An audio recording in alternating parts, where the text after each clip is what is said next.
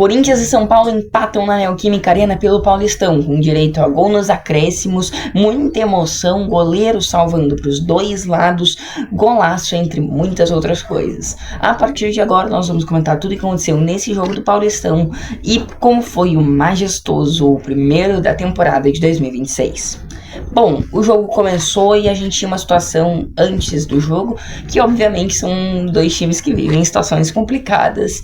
O São Paulo, principalmente, recentemente, tipo, há 2 dias atrás, o presidente dele sofreu impeachment e não é mais presidente do clube, ou seja, o São Paulo está praticamente sem presidente no momento, enquanto o Corinthians, por outro lado, também é um time que o presidente sofreu impeachment no ano passado, agora já está com um outro, mas que também é um time muito conhecido por causa de problemas internos. Então era um confronto ali meio de dois times bagunçados, pra falar a verdade.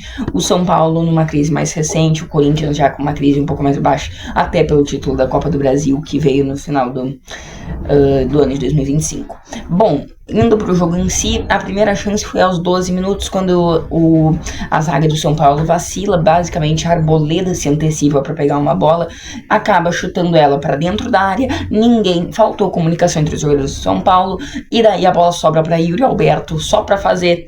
Ele manda pra fora de cabeça, aos 12 minutos foi isso. Depois de uma bagunça da zaga, ele acaba errando o gol. Depois, o que nós temos no cenário do jogo? O São Paulo ficava muito mais com a posse, mas o Corinthians era muito mais objetivo. Pra trazer números, na parada técnica, que foi por volta ali dos 25 minutos do primeiro tempo, nós tínhamos os seguintes números. A posse de bola tava 55% pro São Paulo, 45% pro Corinthians, só que o Corinthians tinha uma chance clara e 6 chutes já, enquanto o São Paulo tinha pouquíssimos números de ataque e o Corinthians, mesmo com menos posse, conseguia impor seu jogo. O São Paulo conseguiu ficar até com mais posse do que isso, eu peguei num momento específico, mas o São Paulo chegou a ficar com 60 e poucos de posse de bola em alguns momentos. E daí a gente tem essa parada técnica e o jogo depois volta bem melhor. Pra começar aqui, logo depois, aos 28 minutos, Yuri Alberto chuta e Rafael salva o São Paulo. E logo na sequência, na realidade não logo na sequência, mas um dado que eu trouxe aqui é que o jogo era... Voltando, o que eu queria dizer é, um dado que eu trouxe aqui é que era, assim, um jogo muito pegado, com cara de clássico. Aos 30 minutos de jogo, nós tínhamos um jogo com diversas faltas. No primeiro tempo eram 4 a favor do Corinthians e 7 a favor do São Paulo. Basicamente, uma falta a cada 2 minutos de jogo, realmente um jogo bastante truncado. Depois disso, o São Paulo começa a atacar mais. Antes, a posse de bola era muito ali no meio campo, sem objetividade. O São Paulo agora tenta ser um pouco mais direto, tenta ir um pouco mais pro gol, e com isso faz o gol aos 37 minutos. Então, como eu já disse, o São Paulo, assim que começou a atacar, fez um gol aos 37 minutos. Gonzalo Tapia marca de cabeça, uma baita cabeçada no cantinho, sem chance pro Hugo Souza, e assim a gente tem o São Paulo abrindo o placar. Logo na sequência, o Rafael salva o São Paulo, e no mesmo lance, depois da sequência, nós temos uma reclamação de pênalti, que na minha opinião foi pênalti, sim, a favor do Corinthians, só que não foi dada a penalidade, o juiz não deu e o VAR não chamou. E daí nesse mesmo lance, mais uma chance pro... E daí nesse mesmo lance, mais uma chance pro Corinthians. O Corinthians que já tinha... O Rafael já tinha salvado aos 41 minutos. Aí logo na sequência teve o pênalti não dado.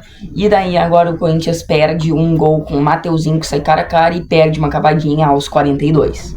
Ainda antes do primeiro tempo acabar, nós tivemos o São Paulo chegando mais uma vez e o Hugo Souza fazendo uma defesaça aos 44 minutos. Depois tivemos alguns minutos de acréscimo e assim nós tivemos o final do primeiro tempo. O jogo voltou bem ruim, a partir daqui eu nem tenho muito mais a comentar. Um jogo ruim, um jogo sem chances, e é algo natural nesse começo de temporada por causa da falta de ritmo. Os jogadores ainda não têm o ritmo para jogar um jogo todo, assim, a flor da pele, jogando 100% que consegue. Então acabou que ficou um jogo bem truncado. E números para provar que era um jogo ruim no segundo tempo é o seguinte: contando só o segundo tempo, entre o minuto 1 ao minuto 30, aos 30 minutos do segundo tempo nós tivemos a posse de bola muito mais com o Corinthians nesse segundo tempo. Corinthians, se no primeiro tempo a posse foi do São Paulo, no segundo foi do Corinthians. 66% de posse pro Corinthians, 34% pro São Paulo, uma coisa gigantesca. Só que aí é que vem um chute para cada lado apenas. Nós tivemos e 0 grandes chances criadas. Então, assim, era realmente um jogo bem ruim, um jogo chato de se assistir, um jogo morno, que não acontecia nada na segunda etapa. Já parecia que o São Paulo ia vencer, o Corinthians ia ficando fora da zona de classificação momentaneamente, São Paulo ia pra 5ª colocação. Só que daí aos 90 minutos, Breno Bidon recebe e faz um golaço com a perna esquerda e empata a partida. Com isso, quem entra na zona de colocação, na zona de classificação é o Corinthians, e o São Paulo acaba ficando na 9ª colocação, uma posição atrás da zona de classificação. Claro que ainda tem muito tempo para recuperar isso durante a primeira fase do Paulistão, mas assim acaba o jogo. Corinthians 1, São Paulo também 1, uma partida que no primeiro tempo foi muito legal, uma partida equilibradíssima, uma partida com cara de clássico, só que no segundo tempo decaiu muito, e esse é o resultado do jogo. Esse é um vídeo talvez até extra, digamos, por causa que tecnicamente hoje não era dia de vídeo, mas tinha esse jogo que eu quis gravar pra vocês, então não é um vídeo também muito longo. Se você assistiu até aqui, deixa o like pra nos motivar trazendo conteúdo, deixa nos comentários o que você achou sobre o jogo, se achou que foi pênalti no lance lá no finalzinho do primeiro tempo. E se você me conheceu por esse vídeo, se inscreva aqui pra nos ajudar, que agora a gente chegou aos 300 inscritos aqui no YouTube, e a próxima meta é 400. Muito obrigada por assistir, até a próxima e tchau!